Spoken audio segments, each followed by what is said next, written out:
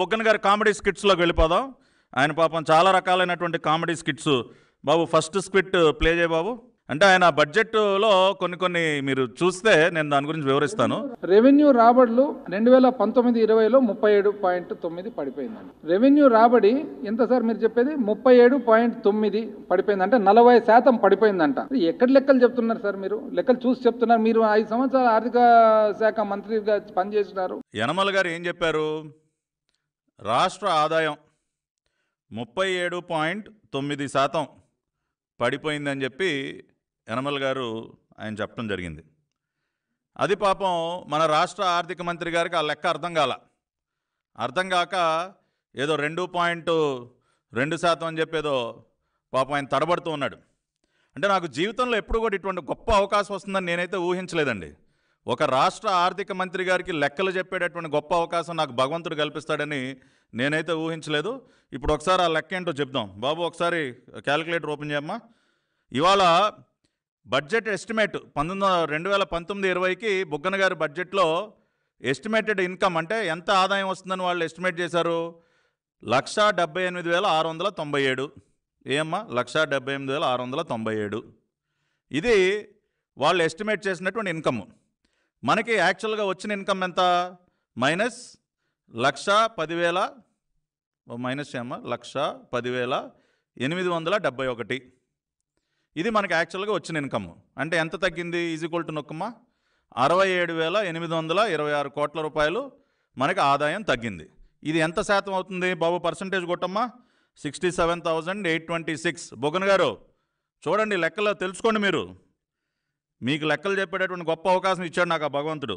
Divided by 1,78,697 is equal to నొక్కమ్మా into 100. Percentage రావాలంటే into 100 నొక్కాలి బుగ్గన గారు. ఇంటూ 100 నొక్కండి. Is equal to 37.9%. ఇప్పుడు అర్థమైందా లెక్క మీకు? ఏదో యనమల గారు ఏదో తప్పుడు లెక్కలు చెప్తానంటున్నారు. ఇప్పుడు మీకు సాక్షాత్తు ఇవాళ లైవ్ టీవీలోనే మీకు లెక్కలు చెప్తా ఉన్నాం.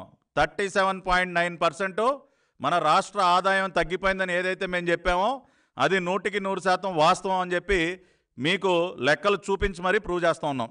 కాబట్టి ఇటువంటి కామెడీ స్కిట్లు ప్లే చేయటం మానేసేయండి బుగ్గన గారు. అంటే లెక్కలు ఎవరికి రావు, మీకు రావని చెప్పి ఇక రాష్ట్రంలో ఎవరికి లెక్కలు రావనుకుంటే ఎలా సార్? రెవెన్యూ వ్యయము 6.96% పెరిగిపోయింది. 8,949 కోట్లు రెవెన్యూ వ్యయం పెరిగింది.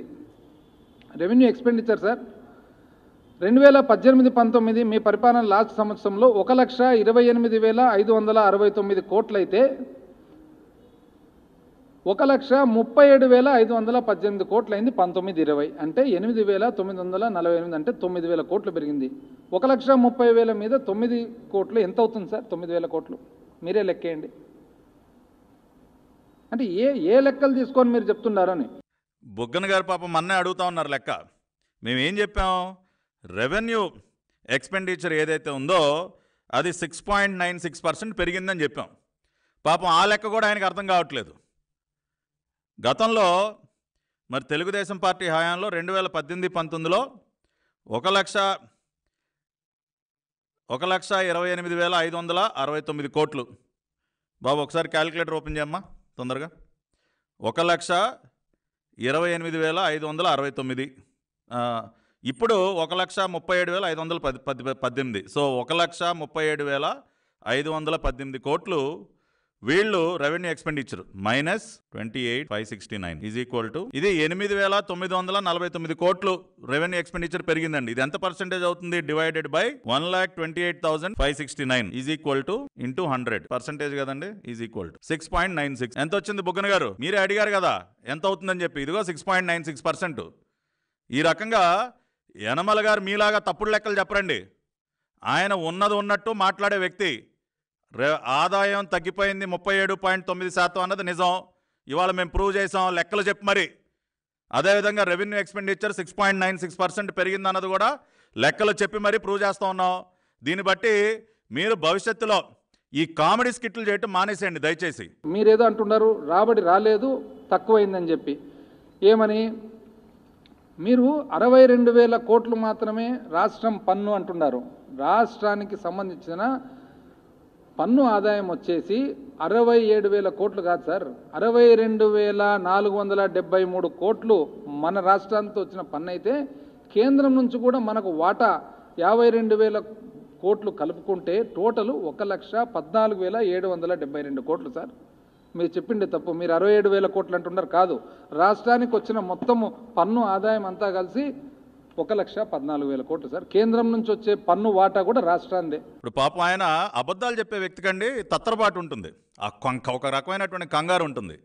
కాగితంలో ఏం చూసి ఏం చదువుతున్నావు కూడా పాపం వాళ్ళు ఆలోచించే టైం ఉండదు. ఎందుకంటే వాళ్ళకి తెలుసు మనం అబద్ధాలు చెప్తున్నాము. ఆ తత్తరపాటు, ఆ కంగారులో పాపం 1,14,670 కోట్లు అని చెప్పి ఏదైతే రెవెన్యూ రెసిట్స్ ఏదైతే చెప్తా ఉన్నారో, పాపం బుగ్గన గారు మీరు తొందరలో 2018-19 మా ప్రభుత్వ హయాంలో వచ్చినటువంటి ఆదాయం చెప్తున్నారు సార్. మీరు 2018-19 లెక్కలు మీరు చెప్పింది, మా ప్రభుత్వంలో వచ్చినటువంటి ఆదాయం చదివేశారు మీరు.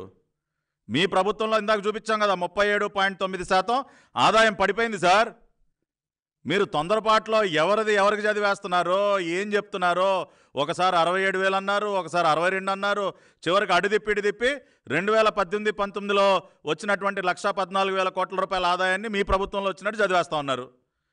కాబట్టి కొంచెం మీరు ఇటువంటి ఇబ్బందికరమైనటువంటి పరిస్థితులు ఉంటాయి కాబట్టి మీరు మీడియా ముందుకు రావడం కొంచెం తగ్గించండి సార్. ముఖ్యమంత్రి గారు మిమ్మల్ని ఎంత ఒత్తిడి చేసినా కొంచెం మీరు ఈ మీడియా ముందుకు వచ్చి కామెడీ స్కిట్లు చేయటం మానేసేయండి. యనమల గారి గురించి మాట్లాడేటటువంటి అర్హత మీకు లేదు. ఆయనకున్న అనుభవం ఎక్కడా, మీకున్న అనుభవం ఎక్కడా? మీరు ఇవాళ నిన్నగాక మొన్న 1 సంవత్సరం క్రితం ఆర్థిక మంత్రి అయ్యి ఇవాళ యనమల గారి గురించి మీరు కామెంట్ చేసి అంత పెద్దవాళ్ళు అయిపోయారు.